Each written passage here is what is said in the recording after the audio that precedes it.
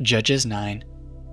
Abimelek, son of Jerubbaal, went to his mother's brothers in Shechem and said to them, and to all his mother's clan, "Ask all the citizens of Shechem, which is better for you, to have all 70 of Jerubbaal's sons rule over you, or just one man? Remember, I am your flesh and blood."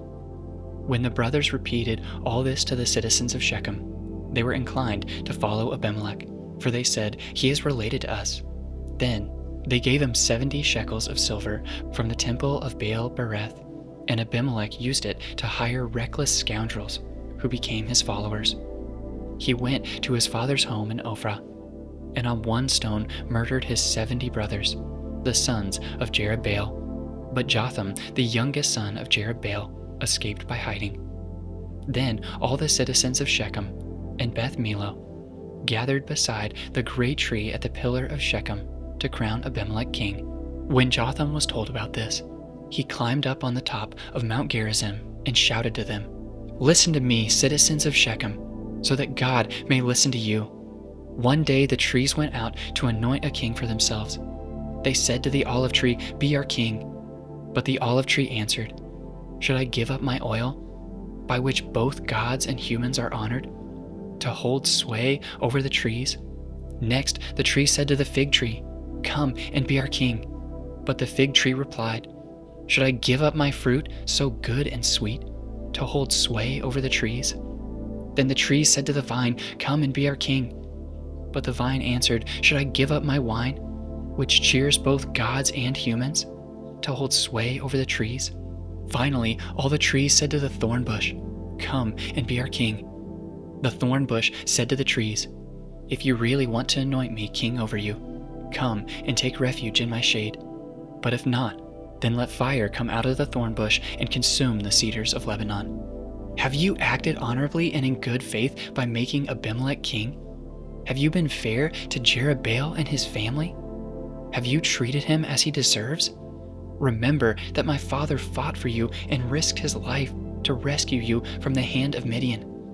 But today you have revolted against my father's family. You have murdered his 70 sons on a single stone, and have made Abimelek, the son of his female slave, king over the citizens of Shechem, because he is related to you. So have you acted honorably and in good faith toward Jerubbaal and his family today?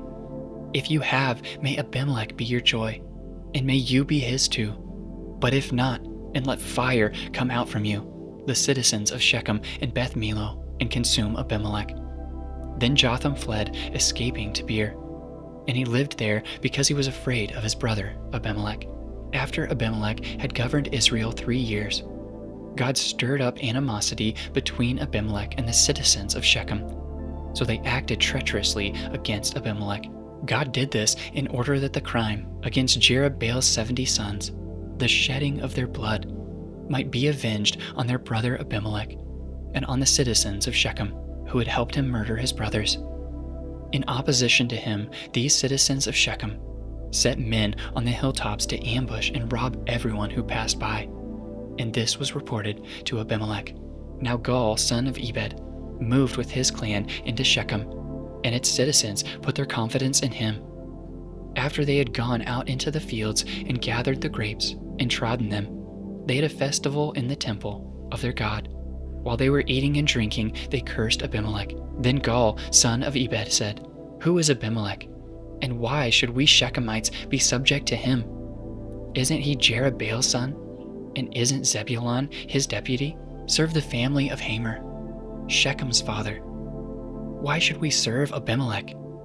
If only this people were under my command, then I would get rid of him. I would say to Abimelek, 'Call out your whole army.'"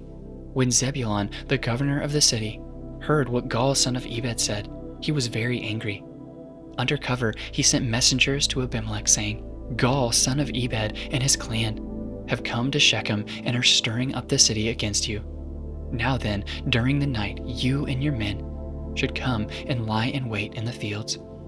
In the morning at sunrise, advance against the city. When Gaal and his men come out against you, seize the opportunity to attack them." So Abimelek and all his troops set out by night and took up concealed positions near Shechem in 4 companies. Now Gaal, son of Ebed, had gone out and was standing at the entrance of the city gate, just as Abimelek and his troops came out from their hiding place. When Gaal saw them, he said to Zebulun, "Look, people are coming down from the tops of mountains." Zebulun replied, "You mistake the shadows of the mountains for men." But Gaal spoke up again, "Look, people are coming down from the central hill, and a company is coming from the direction of the diviner's tree." Then Zebulun said to him, "Where is your big talk now, you who have said, 'Who is Abimelek, that we should be subject to him?' Aren't these the men you ridiculed? Go out and fight them." So Gaal led out the citizens of Shechem and fought Abimelek. Abimelek chased him all the way to the entrance of the gate, and many were killed as they fled. Then Abimelek stayed in Arumah, and Zebulun drove Gaal and his clan out of Shechem. The next day the people of Shechem went out to the fields, and this was reported to Abimelek. So he took his men, divided them into 3 companies, and set an ambush in the fields.